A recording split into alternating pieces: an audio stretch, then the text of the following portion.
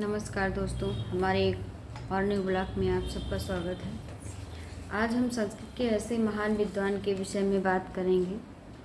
उनका नाम तो आप लोगों ने सुना होगा, बाणोच्छिष्टम जगत सर्वम। कहा जाता है कि जो कुछ भी संस्कृत जगत में है वो सब बाण का जूठन है। अर्थात बाण से संस्कृत जगत की कोई भी ऐसी चीज़ नहीं है जो अछूती रह गई हो। अर्थात ऐसे महान विद्वान, ऐसे संस्कृत के मूर्धन्य विद्वान हम लोगों का परम सौभाग्य है कि ऐसे महान विद्वान हमारी धरती पर पैदा हुए और हमारे लिए ऐसे अद्वितीय ग्रंथ छोड़ कर गए हैं जिसको पढ़ने से हमारा तन मन आनंद से सराबोर हो जाता है और हमको कहीं ना कहीं ऐसी सीख मिलती है।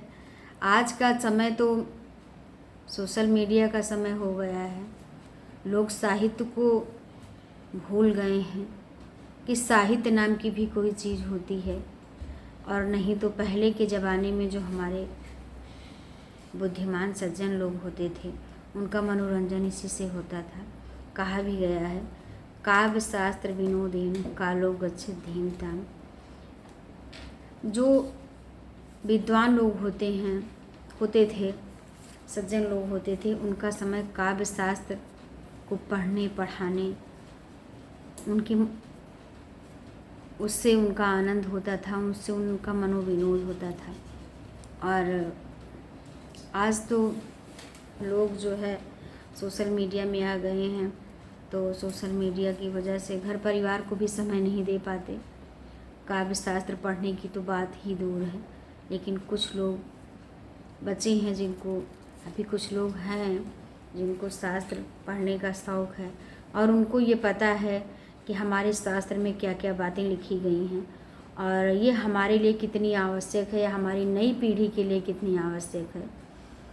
तो हम आपसे भी अपने शब्दों में ये आग्रह करेंगे कि आप भी खुद शास्त्रों का अध्ययन करिए। जो हमारे महान मूर्धन्य विद्वान इस धरती पर पैदा हुए हैं, हमारे लिए इतने अच्छे शास्त्र रूपी रत्न छोड़ के गए हैं कि जैसे समुद्र मंथन किया गया था तो उसमें इतने सारे रत्न निकले थे, वैसे हमारे शास्त्रों में हमारे लिए इतने आवश्यक रत्न समाहित हैं जिसके पठन पाठन से ही हम उस रत्न की प्राप्ति कर सकते हैं। तो आप लोग जो हमारे ये शास्त्र हैं इनका अध्ययन ज़रूर करिए। और साथ साथ इसमें हम आपसे एक बात और कहना चाहेंगे कि इसमें हमारी मूल संस्कृति छिपी हुई है। जो आज का कल्चर है, जिसे हम आज कल्चर के नाम से जानते हैं, क्या वो हमारा कल्चर था?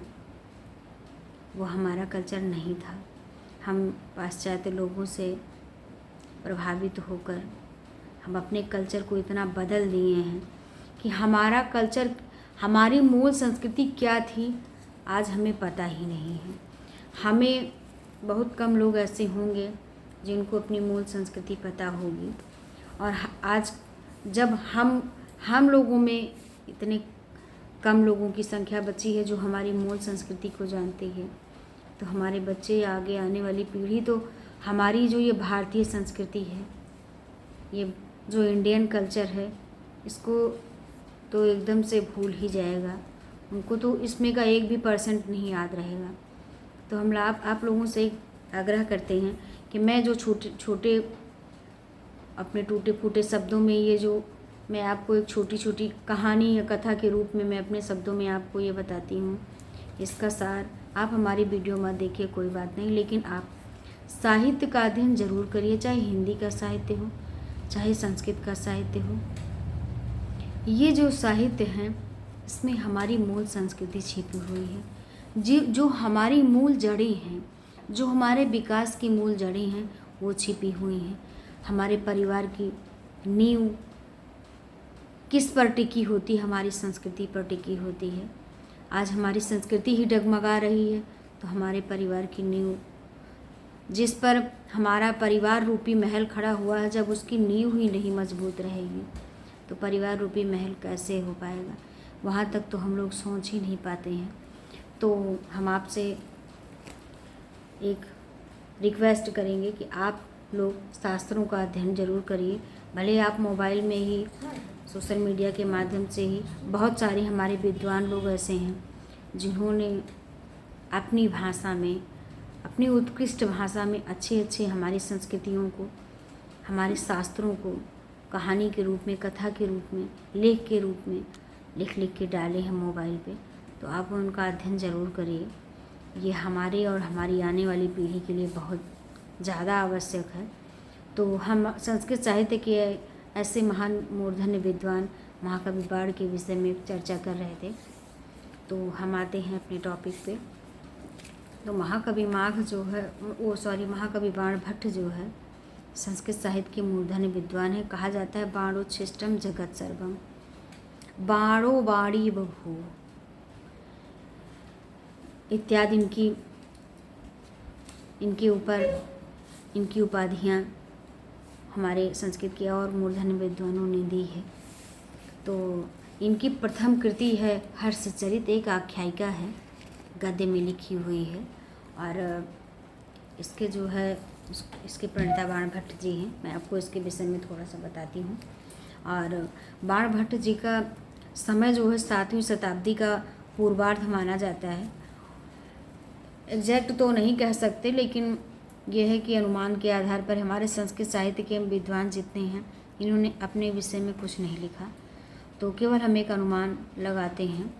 और ये जो है, जैसा कि मैंने बताया कि हर्षचरित एक आख्यायिका है, इनकी प्रथम कृति है।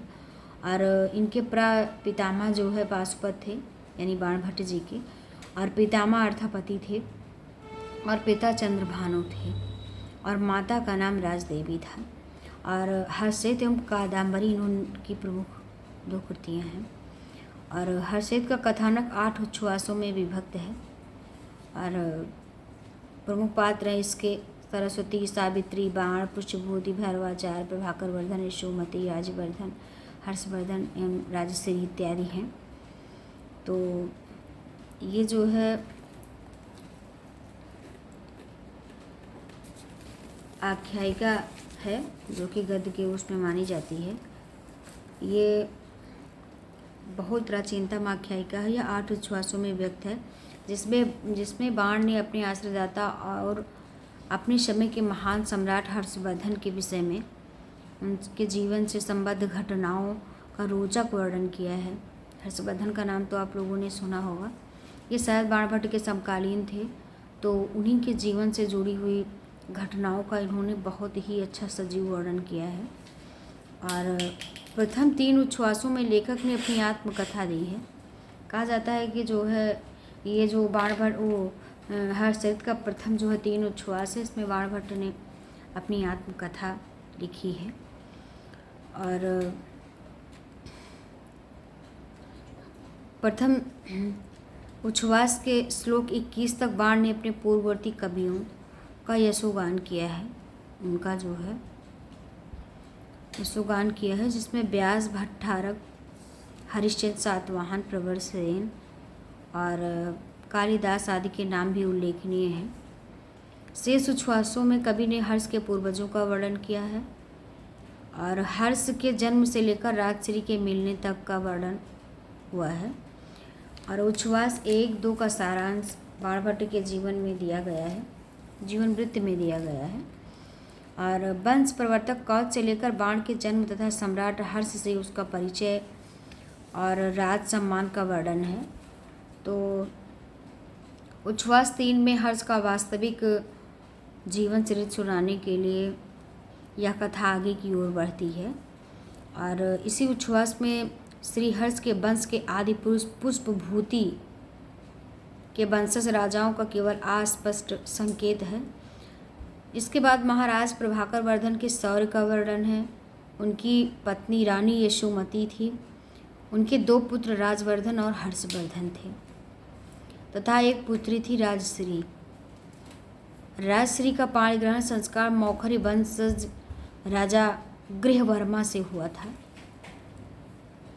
राजश्री का पाणिग्रहण संस्कार मौखर राजा गृहवर्मा से हुआ था। उन्होंने और उच्छ्वास 5 में हूणों के वधार्थ, हूण जो है हूण शासक थे, आप लोगों ने सुना होगा, उनके वध के लिए जो है राजवर्धन का प्रस्थान होता है।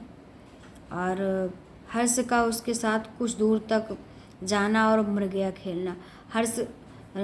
हर्षवर्धन भी कुछ दूर तक उनके साथ जाता है, फिर मृगया क्रीड़ा में जो है व्यस्त हो जाता है, उसका भी वर्णन हुआ है।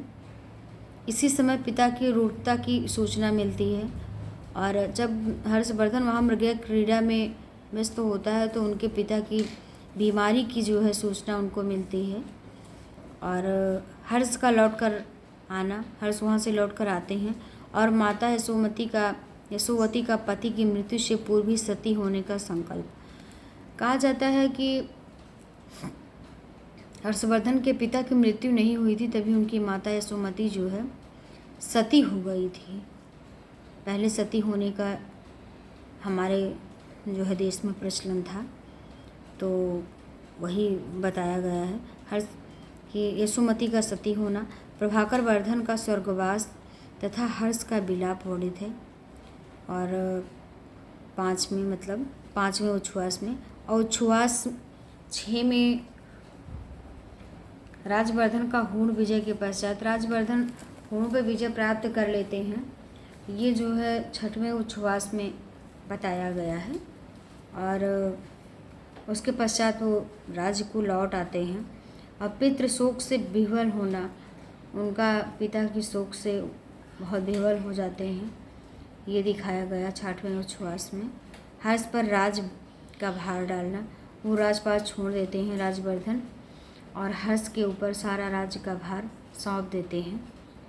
और मालव नरेश द्वारा गृहवर्मा की हत्या हो जाती है। राजश्री को बंदी बनाना, राजवर्धन का मालव नरेश के वधार्थ भंडी के साथ सेना सहित प्रस्थान, मालव राजा को हराना, लौटते समय गौड़ राजा शशांक द्वारा छल पूर्वक राजवर्धन की हत्या तथा गौड़ नरेश पर आक्रमण का निर्णय भी वर्णित है। और छत्रलब्धि नाम सप्तम उच्छ्वास में हर्ष की सेना का प्रस्थान, सैन्य का निरीक्षण, छत्र की विशेषता तथा छत्र वर्णन, भंडी का आगमन, राजवर्धन की हत्या का भी वर्णन है तथा विवरण देना तथा राजश्री का समाचार तथा विंध्याटवी वर्णन, राजश्री को ढूंढने के लिए हर्ष का प्रस्थान तथा गौड़ नरेश पर आक्रमण के लिए भंडी को आदेश देना वर्णित है। उच्छ्वास 8 में हर्ष का विंध्य वन में गमन, गृहवर्मा के बाल मित्र बौद्ध मुनि दिवाकर मित्र के आश्रम में पहुंचना, एक भिक्षुक द्वारा राजश्री के सपरिवार सती होने की सूचना पाना, राजश्री को सती होने से बचाने के लिए हर्ष का दौड़ कर आना, दिवाकर मित्र का राजश्री को सांत्वनाप्रद उपदेश तथा हर्ष का राजश्री के साथ लौटकर आना वर्णित है इत्यादि। ये हमारे जो है इतिहास पर आधारित ग्रंथ है, और ये उच्छ्वासों में विभक्त है जैसा कि मैंने बताया। तो इसको आप पढ़िएगा, छोटा सा ग्रंथ है, लेकिन ये बाणभट्ट का प्रथम ग्रंथ है। हम बाणभट्ट की दूसरी कृति कादम्बरी के विषय में, जिसमें 3 जन्मों का वर्णन किया गया है, बाणभट्ट ने बहुत ही अच्छे तरीके से कादम्बरी में 3 जन्मों का वर्णन किया गया है, और बहुत ही रोचक श्रृंगार रसपूर्ण ये कथा है। और जिसका विवरण या जिसका जो है ये कथा हम आपको अपने अगले वीडियो में सुनाएंगे। और ये जो है बाणभट्ट की अमर कृति है, अर्थात संस्कृत साहित्य की भी अमर कृति है तो एक ये गद्य काव्य, लेकिन इसमें 3 जन्मों की कथा होती है, चंद्रापीठ के 3 जन्मों की कथा। और ये जो है बहुत ही रोचक एवं सजीव चित्रण हुआ है, बहुत ही मनोरंजक है। इसको आप पढ़ेंगे तो आपको बहुत आनंद आएगा। मैं आपको जो है अपने अगले वीडियो में बाणभट्ट की दूसरी कृति कादम्बरी के विषय में जो है चर्चा करूँगी, और थोड़ा सा उसके कथानक के विषय में भी बताएंगे। तब तक के लिए धन्यवाद।